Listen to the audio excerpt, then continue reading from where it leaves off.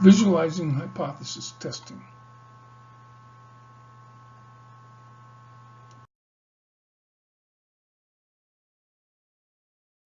We will address the following issues: define the research problem and use examples like, does the Acme Wedge Company have defective-free wedges? Who has more home runs, the major leagues or the minor leagues? When comparing efficiency data, are both teams averaging the same mean scores? And does a lightweight van use more gasoline than a heavyweight van? What is the visual aspect of this? We want to define the hypothesis, and we want to test the hypothesis. We want to find out if the null hypothesis is rejected or accepted, and we want to find out if the alternative hypothesis is accepted or rejected.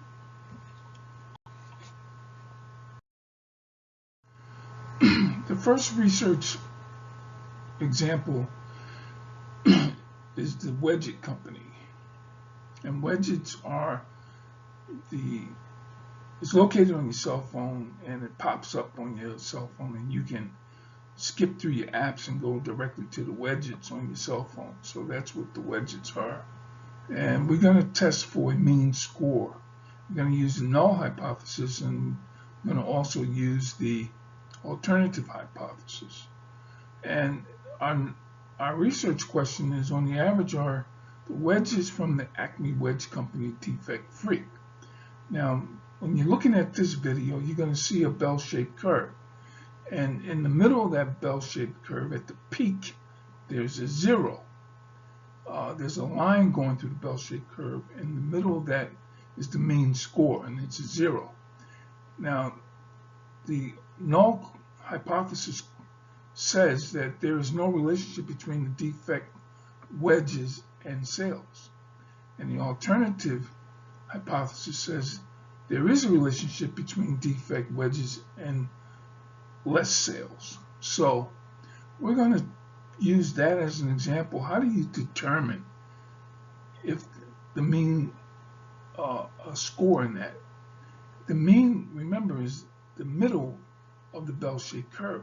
In this case, it would indicate that there is no difference in the sales because both the mean and the alternative hypothesis meet in the middle.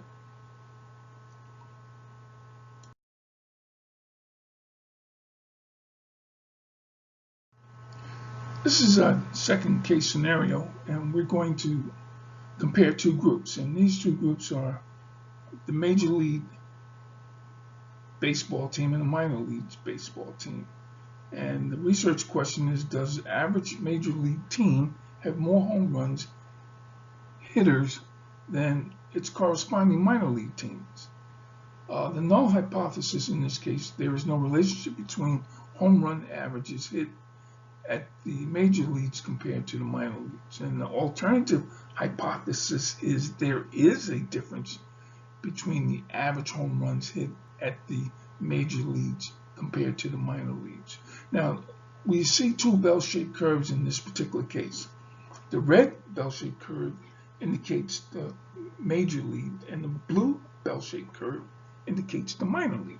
So, since they both are, the means of each of these are in different places, we would have to say that the red team is closer to the 0.5 p value than the blue team. The blue team is higher. So we would have to reject the alternative hypothesis and accept the null.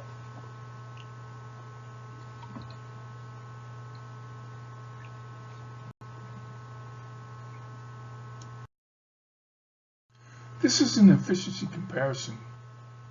The efficiency comparison is basically two products. One product in this particular case uses 10 hours and the other product uses 4 hours. During the 10 hours of work, this particular product, they only got 60% efficiency. The other people, They used 4 hours and got 100% efficiency. So remember that the research question in this case is the efficiency curves of the red and blue teams were recorded. Do the teams have equal mean efficiencies? The null hypothesis, there is no difference in the red team than the blue team efficiency. And the alternative says that there is a relationship between the hours of practice with the red team and the blue team. So if you look at the efficiency curve, it shows that the blue team practiced for 4 hours and got 100% of the effort, and the red team practiced for 10 hours and only got 60% of their effort. So it would indicate that there is significant support to support the alternative hypothesis in this particular case.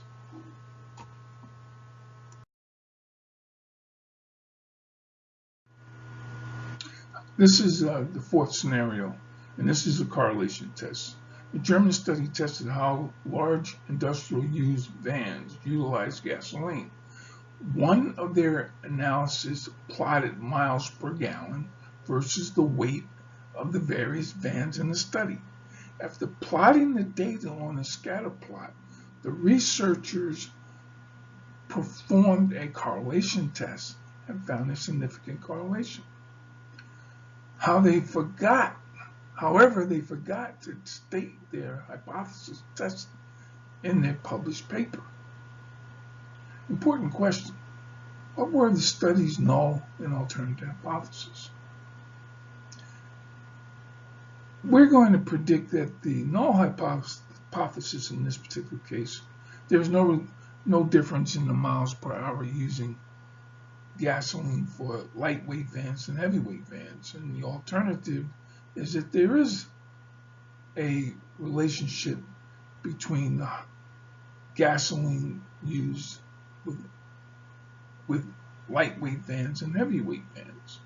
So the hypothesis would have to be accepted on the alternative level, because they found significant data to support it, the fact that heavyweight vans can use gasoline and get the same maximum performance.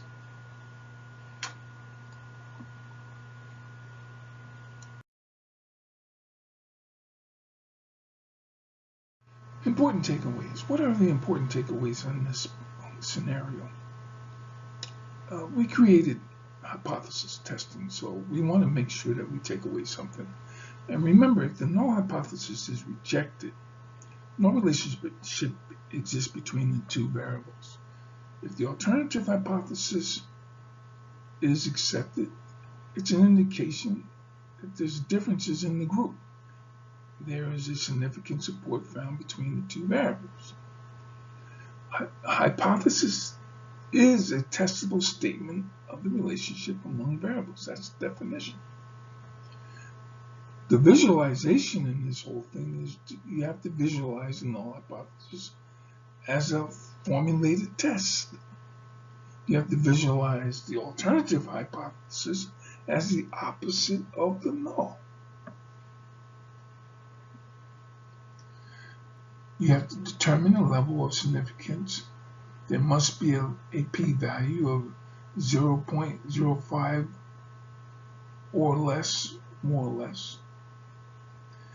And you have to remember, if the results of the p-value is larger than the critical value, the null is rejected and the alternative is accepted.